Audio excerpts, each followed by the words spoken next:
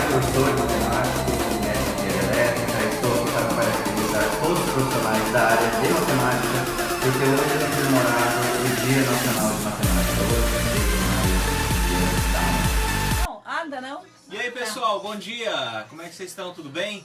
Daqui a pouquinho tem entrevista ao vivo aqui, hoje dia da matemática, tá? Daqui a pouquinho um especialista nesse assunto, fique ligado aí, continue acompanhando aí que daqui a pouquinho tem novidades aí, viu? Barroso. É, o professor Rodrigo Moraes estará com a gente Romais. falando. É Rodrigo Romais, eu que memorizei.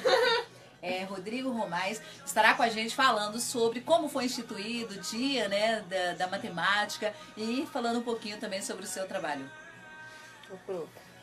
Bom dia, fiquem na sintonia aí, ouvintes e telespectadores, que mais teremos uma entrevista bem legal sobre o Dia Nacional da Matemática. Espera aqui um pouquinho. Olha pra pegar o Jefferson. Tô escondidinho aqui, ó.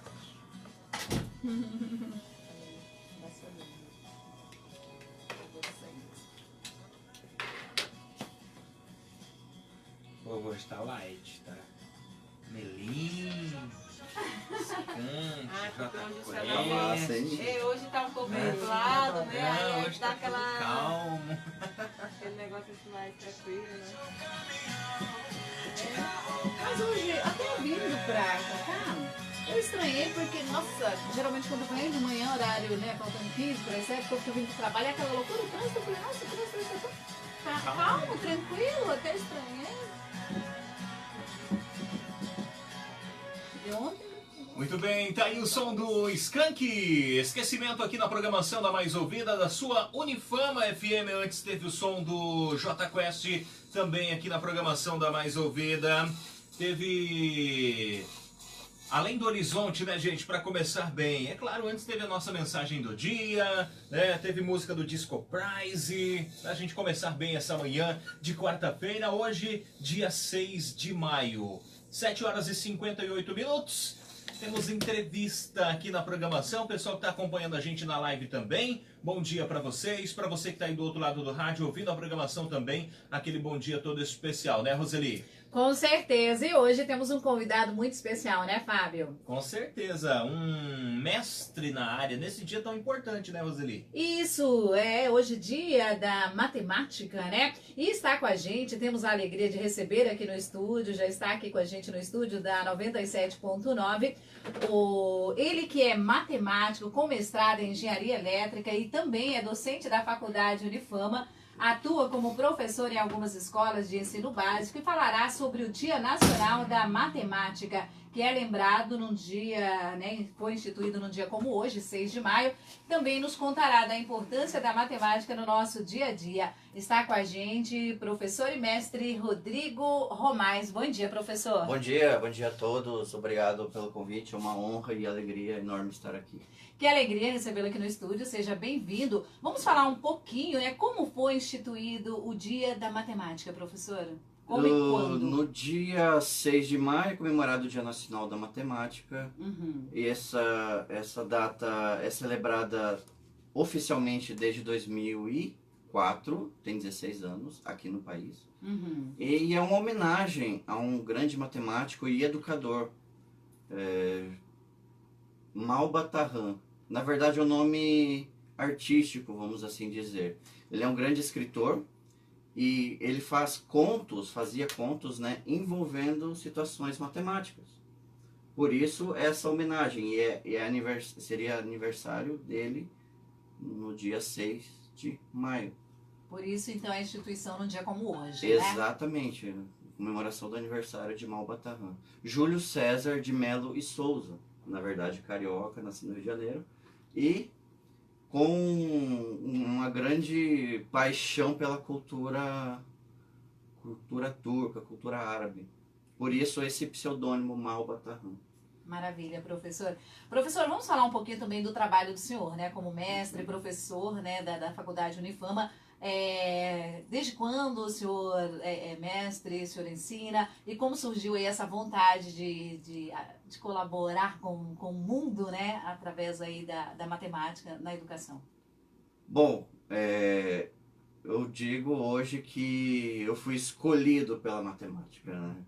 Eu Já não- gostava dos números desde sempre? desde a minha existência, desde a minha ciência como pessoa e ser humano.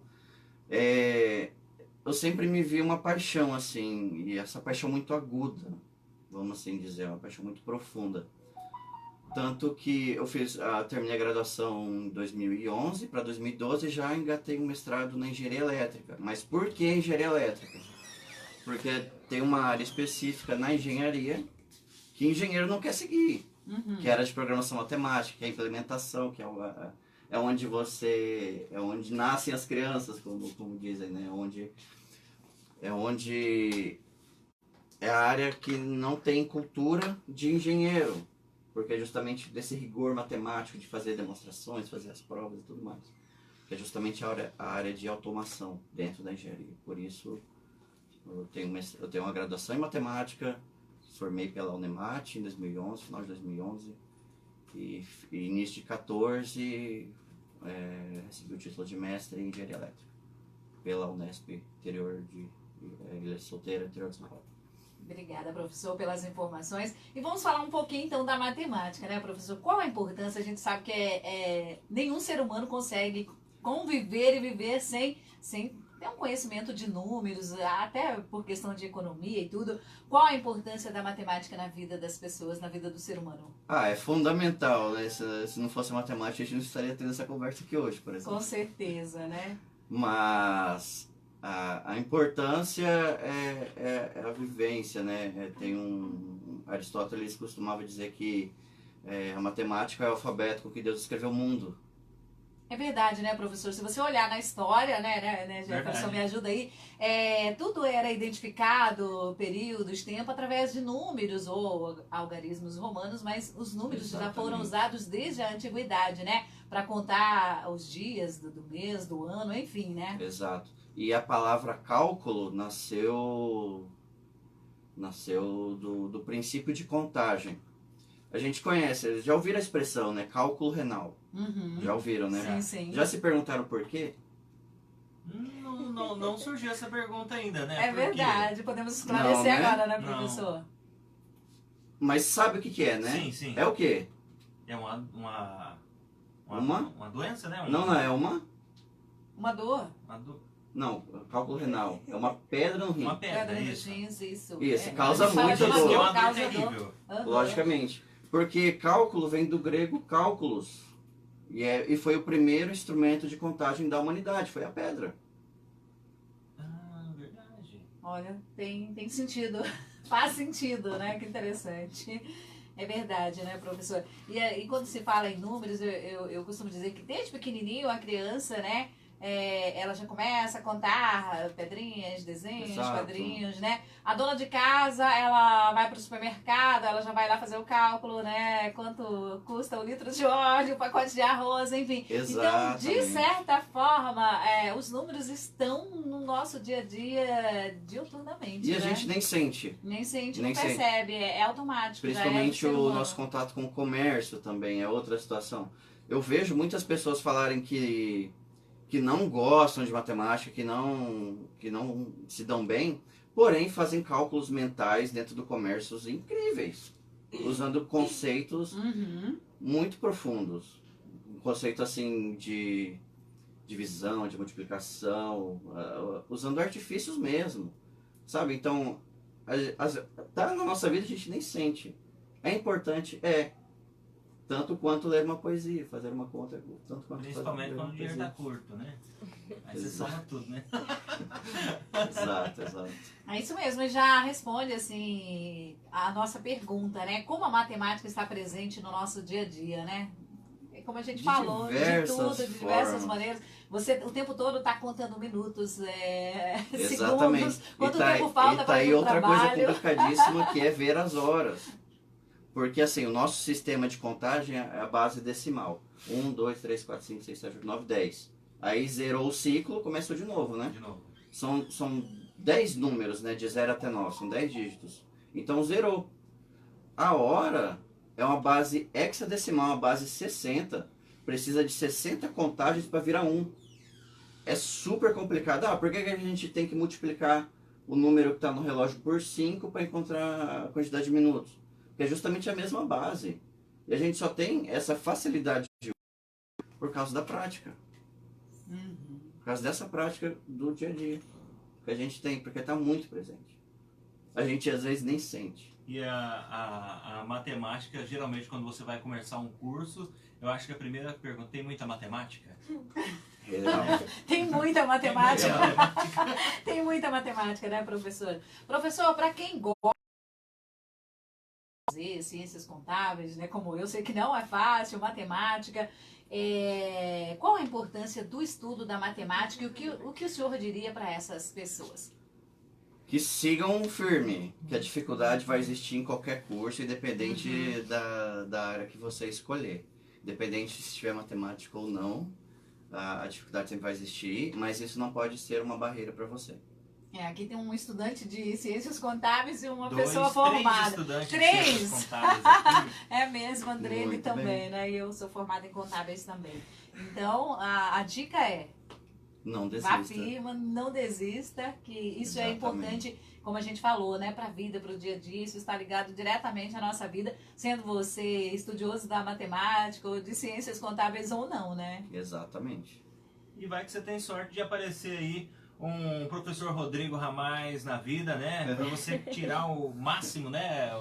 O Alice também. Professor, e para quem diz assim, eu não gosto de matemática, eu odeio números, enfim, o que o senhor diria para essas pessoas e quais são os benefícios da matemática também para esses que não gostam assim? Se eu ganhasse R$1 para cada vez que eu escutei isso, eu seria milionário. Né? É uma dificuldade, sim. Eu creio que ela vem desde as séries iniciais.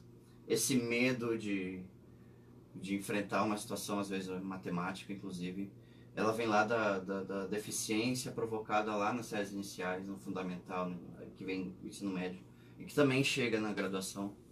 É um processo de ciclos, né? E esse tempo atrás eu estava lendo um artigo, inclusive, dizendo que a área do cérebro que faz os cálculos é a mesma área do cérebro que tem medo. Tá tudo junto ali. Exato, exatamente. Se você não tem segurança no que você está fazendo, você vai ter medo em fazer aquilo. Então isso pode provocar uma reação de, eu detesto matemática, eu odeio matemática. Isso eu escuto desde, assim, a lembrança mais antiga que eu tenho, desde o primeiro dia que eu entrei na graduação, na faculdade de matemática. Desde a primeira vez que estive lá. E é uma coisa, até não sei se você concorda desse mesmo pensamento do professor Zé Roberto, que ele falou que muitas vezes se você dá de cara com os números, né, você leva aquele...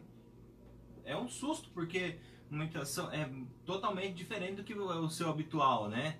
Então a prática, né? Você praticar sempre, sempre muitos exercícios, e você praticando, você chegando aí a começar a resolver os problemas, né? Ele vai tirando esse medo, né? Vai tirando o medo e colocando aquela vontade de aprender mais, porque é gratificante você conseguir resolver os problemas, né? Começar a se olhar a matemática com outros olhos, né? Exato.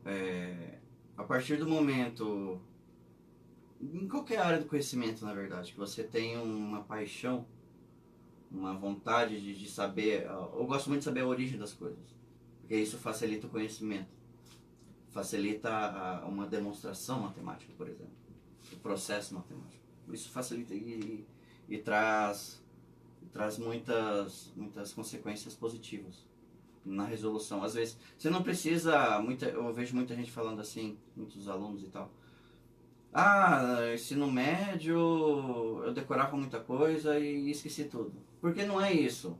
É conceito, não é fórmula. Eu inclusive, não gosto da expressão fórmula, não gosto da palavra fórmula. Esses dias mesmo eu estava em aula remota com os alunos de sistema e estavam falando da equação de segundo grau, equação de Bhaskara, né? E a primeira coisa que vem, assim, quando fala de segundo grau, de equação de segundo grau, é fórmula de Bhaskara, né? Mas sabe só calcular, mas não sabe para que serve aquilo, né? Então, quer dizer, não é tão... não é tão impulsionado assim, vou resolver, pronto, acabou. Entender o que você está fazendo. E às vezes nem sempre precisa utilizar uma fórmula, uma expressão e tal. Usando uma outra ideia, você também consegue chegar na mesma solução. Porque a matemática te propõe isso. O mesmo problema tem infinitos caminhos para a mesma solução. Que legal. Aí você pode escolher o caminho que você quer. E eu dou essa abertura nas minhas avaliações também. Tem uns que conseguem pelo caminho mais fácil, tem um que, para ele é mais fácil, o caminho mais difícil, né? Exato. Vá pelo caminho que você se sente seguro. É verdade. Se é né? mais longo ou não importa. Vai pelo é. caminho que você se sente seguro. Professor, até falando sobre dificuldades, né, de humanas e exatas, a gente sabe que a matemática ela é exata, né, exige isso. Qual a maior dificuldade que o senhor tem enfrentado aí no ensino da matemática? Para o senhor, assim, não sei se dificuldade seria no aprendizado dos alunos, mas qual seria a maior dificuldade que o senhor vê hoje como mestre e professor? A grande dificuldade que eu vejo, assim, é justamente essa deficiência básica que vem lá das séries iniciais. Por exemplo, eu posso estar falando de equação de segundo grau, mas se eu não falar do que está falando, o que é a multiplicação de dois números. X ao quadrado, a expressão x ao quadrado. Mas o que é x ao quadrado? O que é x? É uma variável que representa qualquer valor numérico. Né? E esse número está sendo multiplicado por ele mesmo. Né? Então, quer dizer, parte muito desse conceito que não está enraizado, devidamente enraizado. Né? Justamente, uma árvore só tem frutos se sua raiz está bem firme. Né? Só podemos colher esses frutos se tiver um bom conceito, uma boa base. Exato. Escuto muito também alunos falando assim, pessoas que terminaram o ensino médio há muito tempo e que estão voltando agora. Mas isso, tem muito tempo que eu não vejo, não sei o que, eu esqueci de tudo. Mas na verdade, quem está fora da escola e estava voltando, continuando os estudos numa graduação, tem uma vantagem chamada experiência. Hoje eu faria um curso de matemática com uma outra visão. Seria menos impulsivo e mais centrado, vamos dizer assim, para absorver melhor os conhecimentos. A pessoa mais jovem, ela tem facilidade de decorar, gravar, a memória é maravilhosa. Porém, a pessoa mais velha tem esse fator da experiência, que ajuda muito. É isso, a gente até comenta, uma pessoa que saiu do ensino médio há muito tempo, né, que vai entrar na faculdade, praticamente ele começa ali a aprender de novo, né? Tudo aquilo que ele viu no ensino médio lá, que talvez faz muito tempo, ele vai começar a ver praticamente do zero, né? E para você aprender, uma pessoa que saiu do ensino médio há pouco tempo, ele vai estar ali tudo fresco na memória, né? Talvez o professor falando 1 ou 2 vezes, ele vai pegar, tem gente que vai precisar de 4, 5 vezes para ele aprender aquele conteúdo. Exatamente.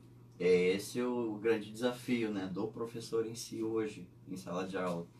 Conciliar a mesma ideia para 30, 40 alunos. E talvez seja esse um obstáculo, né, de quem quer começar um curso de pós-graduação, não importa na área, né, mas depois de uma certa idade, depois de um tempo que saiu do ensino médio, né, talvez ele deixe o tempo passar e esse receio existe, né, de falar, mas eu não vou conseguir aprender, mas tudo a gente é prova viva disso, que é força de vontade. Exatamente. Nunca desista dos seus sonhos. Professora, para o senhor, né, enquanto mestre e professor, o que é ensinar matemática? O senhor se realiza nessa profissão? Se o senhor pudesse hoje fazer uma avaliação de toda essa trajetória, o que o senhor Bom, deve dizer?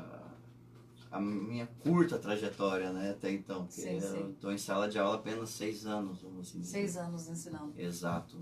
Fiz a graduação, mestrado logo em sequência, aí fui para a sala de aula.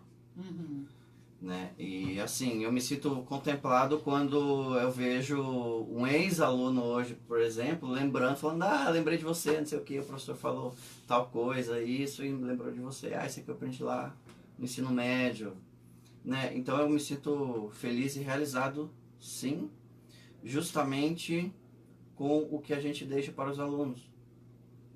Até esses tempos atrás, minha primeira turma que eu tive, em 2014, justamente, uma ex-aluna chegou para mim e falou assim, via rede social, que... eu lembrei de uma aula de um cara doido do ensino médio que queria ensinar limite e derivada pra gente, numa aula lá que a gente não deu muita importância, e hoje aqui na graduação de engenharia eu vi que aquela aula fez a diferença. Isso para mim é maravilhoso. Que legal. E, professora, e a gente falando da importância da matemática na vida de todas as pessoas, querendo ou não, né? Não importa a profissão que você escolher, ela está inserida no nosso dia a dia, né? Exatamente. Por isso tão importante, e é grade curricular desde o fundamental, ensino médio, enfim. Não tem como você escapar da matemática do seu dia a dia, né? Mesmo que você não De jeito goste, nenhum. né? Professor, vamos falar um pouquinho do xadrez, né? A gente soube que o Vamos senhor lá. já participou de competições. Como que é isso? Conta pra nós. Bom, eu participei de algumas competições a nível internacional, só que sempre dentro do país, né? Uhum. Cada país tem uma autorização, vamos dizer assim, de realizar torneios e tal, desde que estabeleçam-se as suas normas, né? E esses torneios têm um sistema de elo, um sistema de pontuação, é um ranking internacional, né? Eu consegui isso no primeiro torneio oficial que eu joguei. Você tem que jogar contra 5 pessoas com rating, com pontuação, e tem que pontuar, né? E o xadrez, como a matemática, é uma ciência exata também. Tem vários princípios estratégicos, vários princípios de cálculo que é usado nos tabuleiros também. Certo? Certo. Então, essa experiência do xadrez, assim, contemplou e muito na minha vivência como matemático, inclusive, e vice-versa, porque as duas áreas se somam muito. Inclusive, uma das origens que acerca, olha eu falando de origem de novo, né? Que acerca a origem do xadrez, né? A história que acerca, é uma lenda, que inclusive Mal Batarran, citado no começo da entrevista, descreve em seu livro O Homem que Calculava, fala sobre a lenda de Cissa. Essa lenda de Cissa diz o seguinte, que existiu um Brahmani, Cissa, um filósofo indiano, ele teria inventado o xadrez, do jeito que nós conhecemos hoje, com as peças, peões, cavalos, bispos. Teria inventado o xadrez para curar o tédio do rei Caíde. Né, o rei vivia depressivo, e ele lançou um concurso, vamos assim dizer, ao seu reino, né? Ok, ele ficou maravilhado com o jogo de xadrez, ficou maravilhado, cavalando em L, o bispo na diagonal, ficou contemplado, e falou o seguinte, te dou a recompensa que você escolher. O que Cissa fez? Tá, aí aqui entra o problema matemático. Pega o tabuleiro, imagina um tabuleiro de xadrez ou de damas mesmo, 8x8, 8 linhas e 8 colunas, tem aqui. E na primeira casa coloque 1 grão de trigo, na segunda 2, na terceira 4, na quarta 8, na próxima 16, 32 e assim sucessivamente, e vai dobrando essas quantidades. Né? Aparentemente é um pedido muito simples. Não dá para imaginar o tamanho desse problema. Né? Aí tá, o rei mandou trazer um saco, né? Começou as contagens. Não deu. Trouxe mais 1. Não deu. Trouxe mais 2. Não deu. Trouxe a reserva da Índia. Não deu. Não deu. Porque é um valor absurdo. É um valor absurdo. E até então não tinha, na época, grãos de trigo no mundo que pagasse a dívida. Se pensar em potências de base 2, como são 64 casas e a primeira é 1, faz 2 elevado a 63, 64 menos 1. que é justamente esse 1 a menos que tem na primeira. 2 elevado a 64 dá 18 quintilhões. Não tem 1.000, milhão, bilhão, trilhão, quatrilhão? Quintilhão. 18 quintilhões de grãos de trigo. Por motivos óbvios, a dívida não foi paga, certo?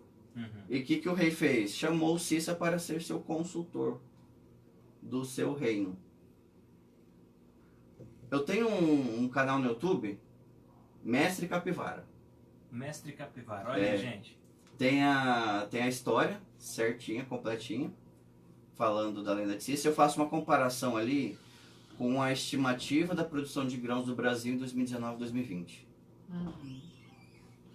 É 245 milhões de toneladas de grãos, falando de grãos só. Não só de trigo, grão de trigo. Todos. Exatamente. E 2019 e 2020 está estimado safra recorde.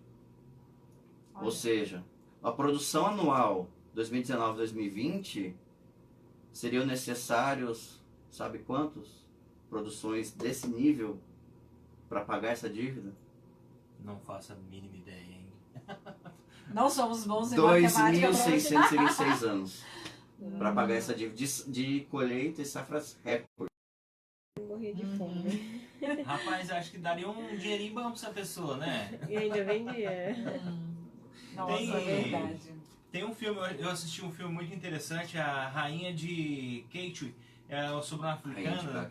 Exatamente, já assisti e Muito- super recomendo. Muito bom, né? Eu até me veio na memória aqui agora, eu procurei aqui esse filme que eu assisti. Muito legal, uma menina africana, né? Que jogava. Era top das top, né? Exatamente, é uma família de extrema Pobreza, né? pobreza e não se abateu, né? Verdade. Assim, com as dificuldades, foram dispensados de onde moravam várias e várias vezes. E ela tava lá com o livrinho, a luz de lamparina, estudando xadrez, né?